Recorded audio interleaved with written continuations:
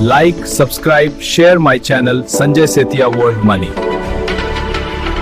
Sanjay Sethi life experience जीवन अर्थात गतिमान प्रवाह, कर्म इलेक्ट्रिसिटी, शरीर अर्थात योग, योग का अर्थ जुड़ना स्वयं से, योग नहीं तो रोग, और रोग का अर्थ होता है स्वयं से खाली हो जाना। मन का प्रतीक, मन अर्थात मनी, मन अर्थात संवाद कायम रहे।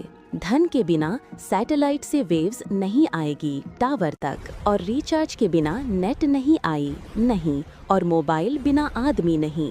धन होगा तो मन जिएगा, धन नहीं होगा तो मन मर जाएगा। मरा हुआ मन मनोरोग।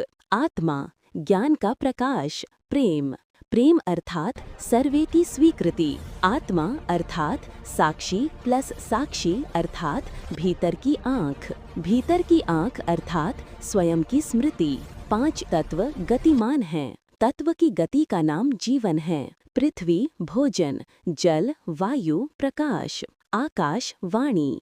3 गुण सत्व रजस तमस के क्रॉस कनेक्शन का नाम आदमी है। सत्व एक नियंत्रण, रजस नियम को तोड़ने वाला। धन पाने के लिए आदमी सभी नियम तोड़ देता है। तमस एक रुकावट, आलस्य और एक अपराधी। रजस अर्थात एक धनी इंसान धन पाने के लिए तमस अर्थात एक अपराधी से संबंध रखता है। सत्व को तरंग से कण अर्थात अग्नि से जमी हुई बर्फ बनाने वाले यही 2 गुण होते हैं। धनी की दृष्टि सत्व को मानव से गरीब बना देती है। तमस एक अपराधी या गुस्सा करने वाले के भय से सत्व दिमागी नियंत्रण खो देता है। सत्व अक्सर धनी नहीं होता है। लाखों में कोई एक सत्वगुणी का संपर्क आकाश से होता है। दुनिया में वही सत्वगुणी देशभक्त होते हैं। देशभक्त अर्थात प्रेम का होना। 5 तत्व और 3 गुण बराबर 8। संख्या 8 आदमी है। यही 8 का रहस्य है। जैसे विज्ञान गणित बिना कुछ नहीं, ऐसे ही आदमी संख्या 8 है। यह वह नहीं जानता है। अंक ज्योतिष में अंक 8 रुकावट का प्रतीक समझा जाता है। 8 2 0 0 से मिलकर बना है। आदमी का मस्तिष्क मात्राओं से भरा है और हृदय प्रेम से खाली है। और हृदय से खाली होने का अर्थ होता है भीतर का अंधकार, और अंधेरे में भय पकड़ लेता है। बुद्ध को अंधेरे में भी भय नहीं पकड़ पाता है, क्योंकि बुद्ध के भीतर प्रकाश है और प्रकाश ने कभी अंधकार देखा ही नहीं। अंधकार को अंधेरे से भी डर लगता है, और अंधेरे से भरे मानव को मानव का ही डर होता है। अंधेरा तो कुछ भी नहीं करता है। अंधेरे में आदमी को चोर डाकू का भय पकड़ता है, और सत्य तो यहाँ है कि यहाँ सभी चोर डाकू और हत्यारे ही हैं, और आदमी के भीतर का हत्यारा दूसरे में स्वयं को प्रतिबिंबित कर लेता है। बाहर कोई नहीं है, पर भीतर दूसरे का भय पकड़े रहता है। जो बाहर से मानव वह भीतर से दानव। यूं तो हर एक को शैतान से डर लगता है, पर मुझको इस दौर के इंसान से डर लगता है। Everyone is afraid of the devil, but I am afraid of the people of this era. मस्तिष्क खाली शून्य होना चाहिए, एक कोरी स्लेट की तरह, और हृदय प्रेम से भरा हुआ होना चाहिए। और दुनिया का सृजन करने वाले ऐसे ही होते हैं। मस्तिष्क शून्य और हृदय प्रेम से भरा होता है। बौद्ध धर्म में प्याला और चाय का छलकना इसी बात का प्रतीक है, संकेत है। मस्तिष्क खाली होगा तो ज्ञान भीतर जाएगा, ज्ञान होगा तो हृदय प्रेम से भर जाएगा। प्रेम को विकसित करना पड़ता है। प्रेम का विकास ही आदम को आदमी बनाता है। प्रेम का नाम ही जीवन है। जीवन का प्रकाश ज्ञान, और ज्ञान का अर्थ तंत्र, और तंत्र का अर्थ स्वयं में एक तकनीक को विकसित कर लेना। तंत्र की तकनीक है सर्व की स्वीकृति। यही तो प्रेम है, और प्रेम के बिना जीवन नहीं हो सकता है। ज्ञान से प्रेम और प्रेम से प्रकाश, यही आत्मा है। आत्मा अर्थात साक्षी, साक्षी अर्थात भीतर की आँख, भीतर की आँख अर्थात स्वयं के होने की स्मृति। Ontology NLP। ऑन्टोलॉजी का हिंदी में अर्थ सत्ता क्रिया मीमांसा है, जो दर्शन शास्त्र की वह शाखा है जो अस्तित्व या होने की प्रकृति का अध्ययन करती है। यह वास्तविकता की सबसे सामान्य विशेषताओं पर ध्यान केंद्रित करती है और इसमें विभिन्न प्रकार की वस्तुओं और उनके संबंधों को समझने का प्रयास किया जाता है। कंप्यूटर विज्ञान में ऑन्टोलॉजी का उपयोग ज्ञान के किसी क्षेत्र को व्यवस्थित करने के लिए किया जाता है, जिसमें सभी प्रासंगिक संस्थाओं और उनके संबंधों को परिभाषित किया जाता है। दार्शनिक अर्थ, यह अस्तित्व की प्रकृति, वास्तविकता और अस्तित्व में होने का दार्शनिक अध्ययन है। यह एक ऐसा अध्ययन है जो मूल तत्वों और उनके संबंधों की पड़ताल करता है। कंप्यूटर विज्ञान का अर्थ, यह किसी विशिष्ट ज्ञान क्षेत्र को व्यवस्थित करने का एक तरीका है। इसे अक्सर पदानुक्रमिक रूप में लागू किया जाता है और इसमें उस क्षेत्र की सभी महत्वपूर्ण संस्थाओं और उनके संबंधों को परिभाषित किया जाता है। इसका उपयोग ज्ञान प्रबंधन और डेटा को व्यवस्थित करने में किया जाता है। उदाहरण, दार्शनिक संदर्भ में यह एक ईश्वर के अस्तित्व या समय की प्रकृति का अध्ययन हो सकता है। कंप्यूटर विज्ञान में यह किसी चिकित्सा क्षेत्र में बीमारियों, दवाओं और उनके संबंधों को व्यवस्थित करने के लिए एक ऑन्टोलॉजी बनाना जैसा हो सकता है। काम, क्रोध, अहंकार, माया, लालच, ईर्ष्या मानव जन्म के साथ लेकर पैदा होता है। ज्ञान को भीतर का प्रकाश या सूर्य, और भारत में सूर्य आत्मा का प्रतीक है। आत्मा अर्थात ज्ञान से जन्मा प्रेम, यही आत्मा के ज्ञान का प्रकाश है। ज्ञान से प्रेम को विकसित करने वाले को ही बुद्ध कहते हैं। बुद्ध का अर्थ वो जो जाग गया। बुद्ध जागे थे, जागे हुए का नाम बुद्ध। जीवन क्या है? जीवन एक रफ्तार है, नदी का प्रवाह है। वायु, जल, प्रकाश, पृथ्वी की हरियाली और संपूर्ण आकाश गंगा में स्थित अनंत गैलेक्सी, सूर्य, चंद्रमा सभी गतिमान हैं। 5 तत्व की गति का होना जीवन है। जीवन का बीज आदमी है, या कहें कि आदमी एक यंत्र है। जीवन एक बहती हुई ऊर्जा है। यंत्र अनंत है, प्रत्येक का कार्य अलग है। सभी यंत्रों से एक ही जीवन की विद्युत अनंत रूप में प्रकट हो रही है। यंत्र की आयु होती है, यंत्र खराब हो जाते हैं, जैसे शरीर बीमार होता है। विद्युत सदा मौजूद है, विद्युत कभी भी खराब नहीं होती है। विद्युत या तो होती है या नहीं होती है। जीवन के बीज आदमी में अनंत संभावना होती है। सृजन करने वाला बीज वह होता है जो स्वयं को खोने की शक्ति रखता हो। बीज स्वयं को खोता है, जड़ में परिवर्तित हो जाता है। जड़ ही वृक्ष के रूप में प्रकट हो जाती है। जो बीज स्वयं को खोने से डरता है, वह बीज पड़ा पड़ा सड़ कर मर जाता है। आदमी एक बीज है, एक यंत्र है। यंत्र में जीवन विद्युत के रूप में प्रकट हो जाती है। जीवन अदृश्य है, वायु का अनुभव होता है, दिखती नहीं है। वायु के माध्यम से ही प्रकाश, आकाशवाणी, आकाश, पृथ्वी का गुरुत्वाकर्षण और जल को स्वयं में समाई वायु, 5 तत्व से उत्पन्न ऊर्जा मानव की विद्युत है। जगत आदमी ने नहीं बनाया है, जीवन ने स्वयं को व्यक्त करने के लिए आदमी को चुना है। संसार में सृजन जीवन के द्वारा होता है। जीवन का यंत्र या बीज आदमी है। भीतर में नहीं जीवन होता है। में अर्थात वह बीज जो स्वयं को हो नहीं सकता है। में जीवन का जीना नहीं, सिर्फ जिंदा होना मात्र है। जीवन को मृत्यु का भय नहीं पकड़ता है, जिंदा शरीर को मृत्यु का भय पकड़ लेता है। श्री कृष्ण गीता में अर्जुन को इसी जीवन के संदर्भ में कह रहे हैं। आदमी का होना जीवन नहीं है, आदमी मात्र एक यंत्र है। जीवन का होना बीज पर निर्भर करता है, जो स्वयं को खो देता है। जैसे बीज स्वयं को खोए बिना जड़ नहीं हो सकता है, ऐसे ही सृजन करने वाला मानव रूपी बीज स्वयं को खो देता है। उससे जीवन स्वयं को अनंत रूपों में प्रकट कर देता है। 1% बीज स्वयं को खो देते हैं, बीज वृक्ष रूप में प्रकट हो जाता है। मानव का बीज विज्ञान के रूप में प्रकट हो जाता है। बुद्ध का बीज ज्ञान रूप में प्रकट हो जाता है। 99% बीज स्वयं को खोते नहीं है, उन्हें जीवन का कोई एहसास नहीं होता है। 99% मानव जीवन में नहीं, भय में जीते हैं। जीवन अर्थात श्री कृष्ण, बुद्ध, जीसस, ओशो और विज्ञान। विज्ञान अर्थात विज्ञान का आविष्कार हो या कला हो या संसार में जो भी कुछ नया सृजन किया जाता है, वह विज्ञान, कला, सृजन जीवन के द्वारा बीज से वृक्ष में परिवर्तित हुए मानव रूपी वृक्ष से फल के रूप में प्रकट हो जाते हैं। आदमी के जीवन की रफ्तार के बिना आदमी एक बटन को ऑन और ऑफ भी नहीं कर सकता है। आदमी की रफ्तार एक चैनल हैं। जीवन की संपूर्ण अभिव्यक्ति एक ही चैनल के माध्यम से हो जाती है। चैनल धन से नहीं बनता है।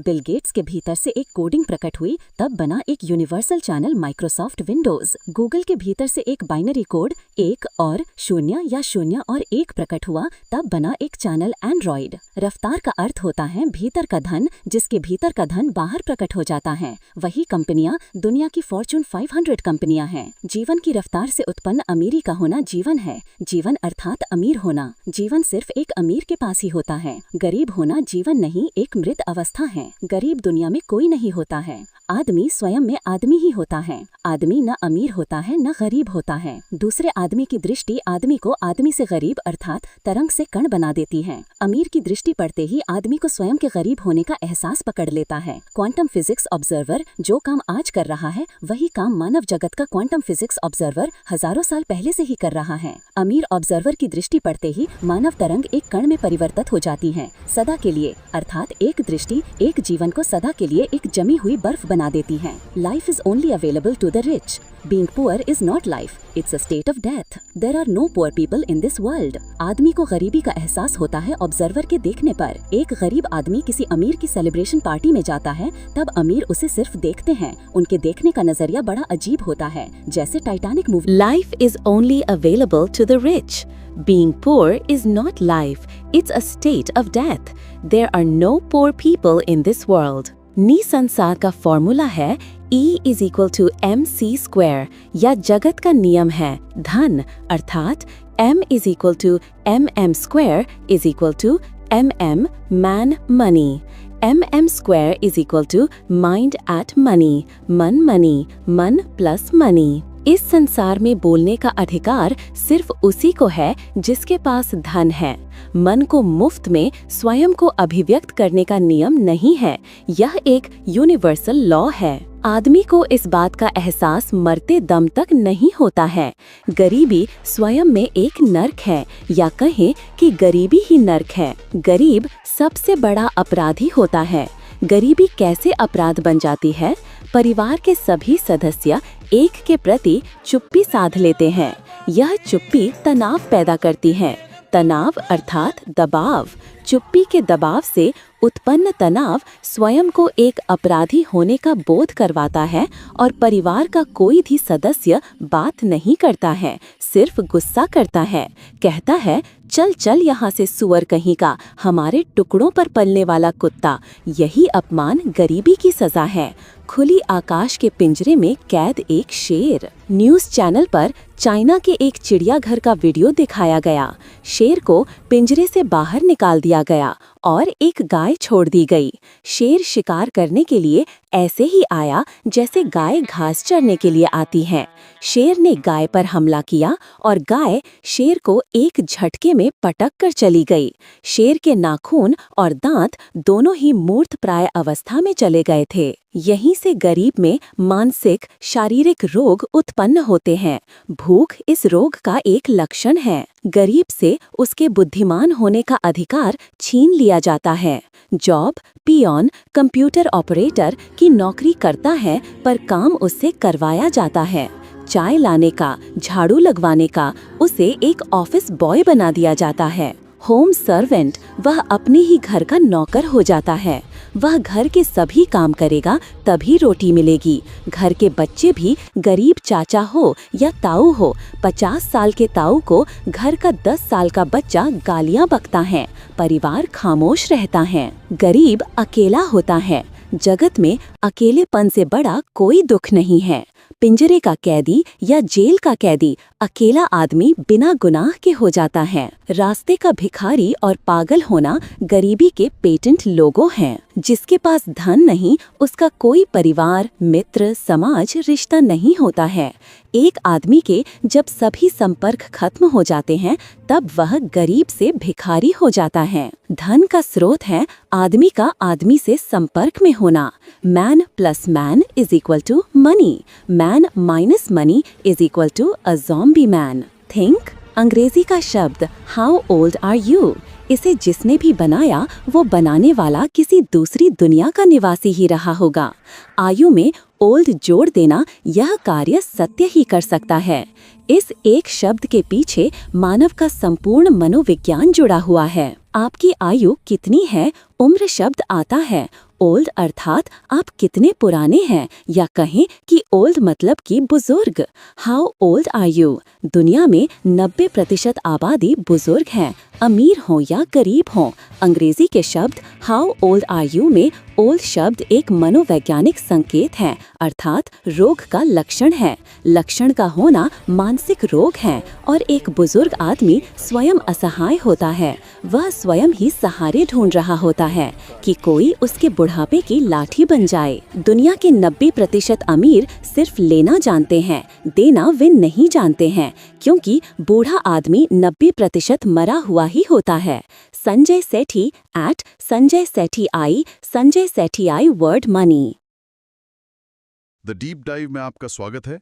आज हमारे पास संजय सेठी का एक लेख है जो एक बहुत ही अजीब, बल्कि कहूँ तो एक चौंकाने वाला दावा करता है। हाँ, कि आपका दिमाग और आपका बैंक बैलेंस असल में एक ही चीज है। एग्जैक्टली ये सुनने में ही इतना रेडिकल लगता है। है? बिल्कुल है। ये लाइफ फिलॉसफी और कॉन्शियसनेस को देखने का एक बिल्कुल अलग, बहुत ही अनकन्वेंशनल नजरिया है। बिल्कुल, तो आज का हमारा मिशन इसी गुत्थी को सुलझाने का है। क्या सच में मन और पैसा एक ही ऊर्जा के दो रूप हैं? और क्या गरीबी सिर्फ एक एहसास है जो दूसरे हम पर थोपते हैं? हाँ, आज हम इन्हीं सवालों की तह तक जाएंगे जो हमें सोचने पर मजबूर कर देंगे। और शुरू करने से पहले, मतलब संदर्भ के लिए, ये समझना जरूरी है कि ये कोई साइंटिफिक पेपर नहीं है। सही बात है। ये दर्शन, आध्यात्म और मनोविज्ञान का एक मिला जुला रूप है। एक दार्शनिक कोशिश है अस्तित्व को समझने की। ठीक है, तो चलिए इसे खोलकर समझते हैं। सबसे पहले ये फाउंडेशनल आइडिया कि जीवन असल में है क्या, लेखक इसे कैसे देखते हैं? देखिए, लेखक का कहना है कि जीवन कोई स्थिर चीज नहीं है, बल्कि एक बहता हुआ प्रवाह है, एक डायनामिक फ्लो। अच्छा। इसे ऐसे समझिए कि हमारा शरीर एक यंत्र या मशीन है, और जीवन उस मशीन में बहने वाली बिजली या इलेक्ट्रिसिटी है। अच्छा, तो शरीर सिर्फ एक हार्डवेयर है और लाइफ उसका करंट। बिल्कुल।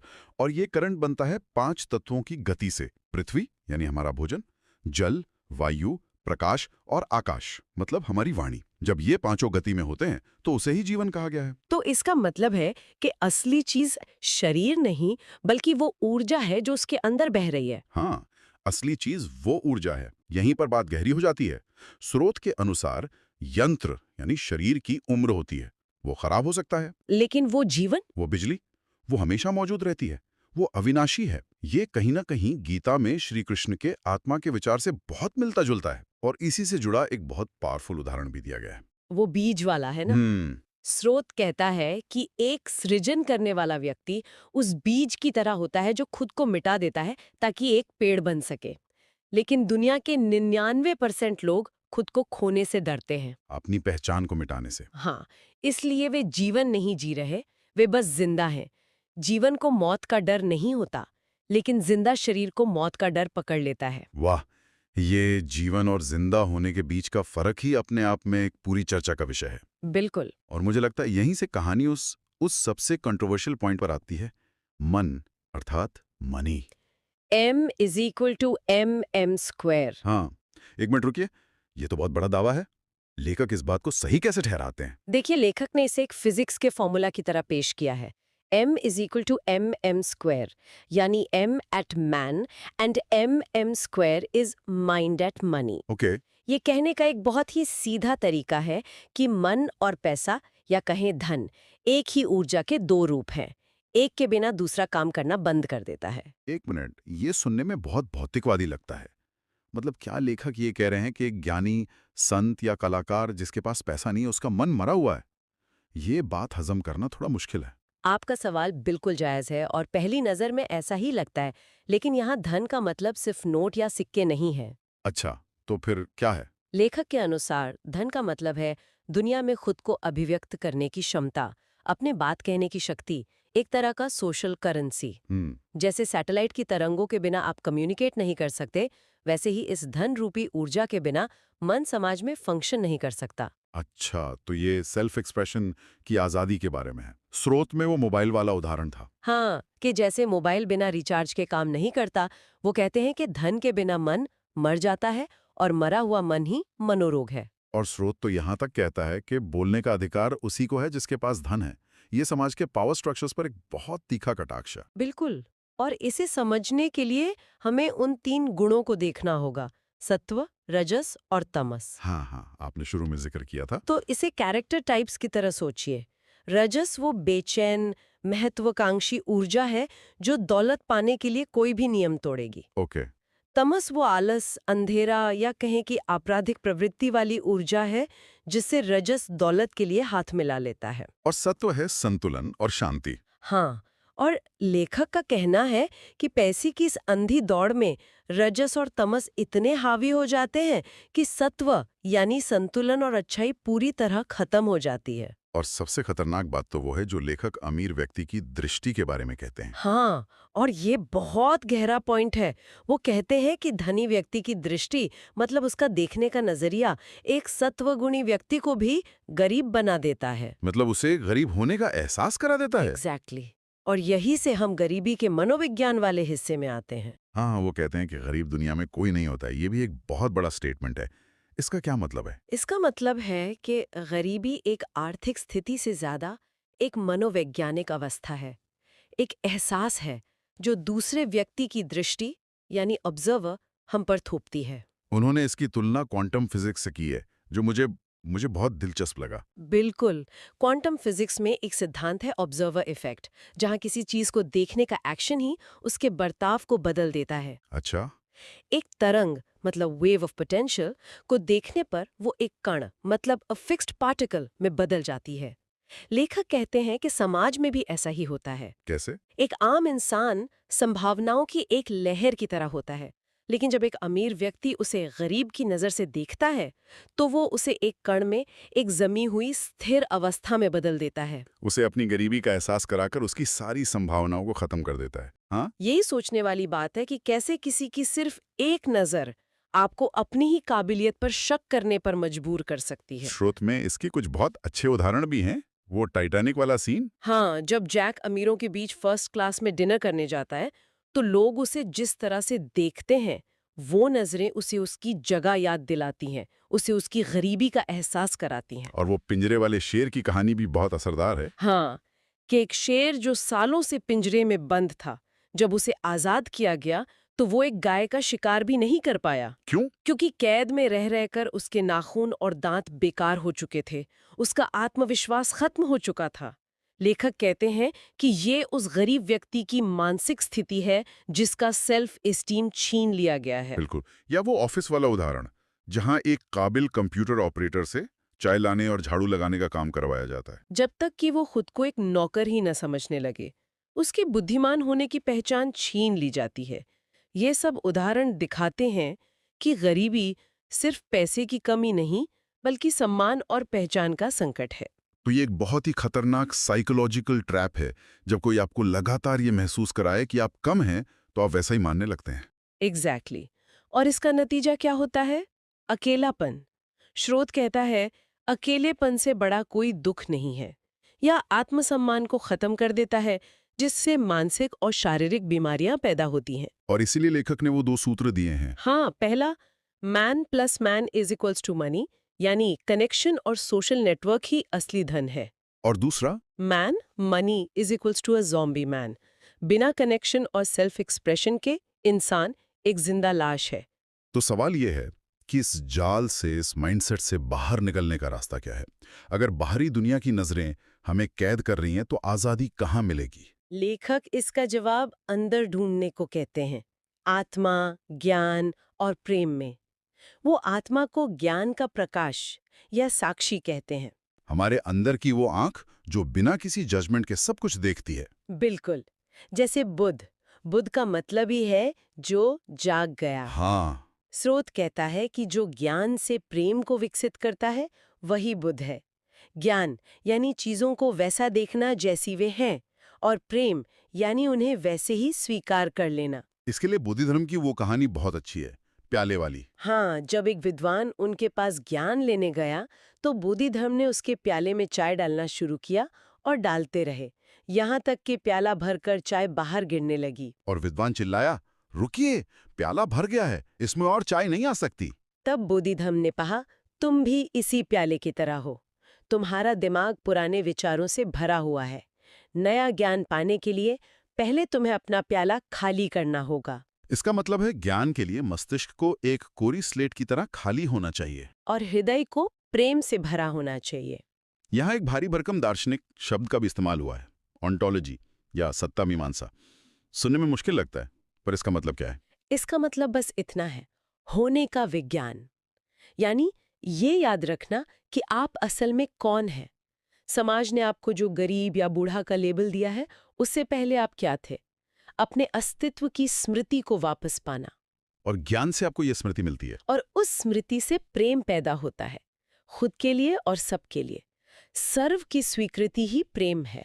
तो आज की चर्चा का सार यह है कि हमने जीवन को एक ऊर्जा के प्रवाह के रूप में देखा, मन और धन को एक ही ऊर्जा के दो पहलू समझा, और गरीबी को एक बाहरी नजर द्वारा थोपी गई मनोवैज्ञानिक अवस्था के रूप में जाना। और इससे निकलने का रास्ता बाहर नहीं, बल्कि अपने अंदर है, अपने दिमाग को खाली करके और दिल को प्रेम से भरकर। तो ये सब जानने का क्या मतलब है?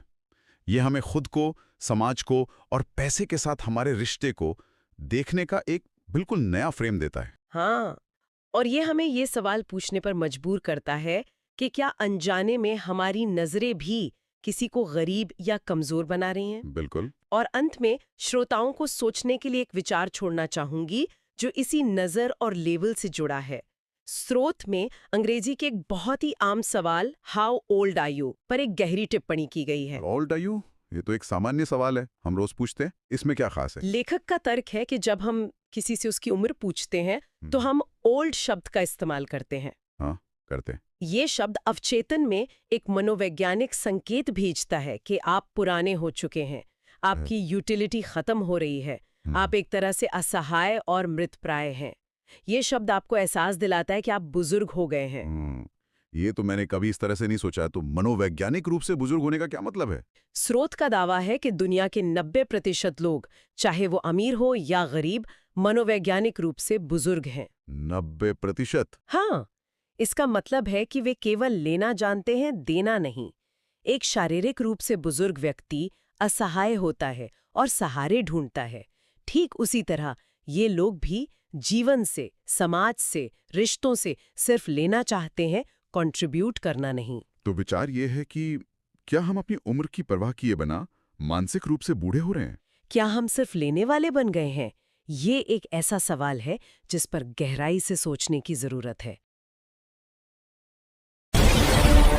100 कुत्ते मिलकर एक शेर का शिकार नहीं कर सकते हैं। 100 कुत्ते मिलकर एक शेर का शिकार नहीं कर सकते हैं।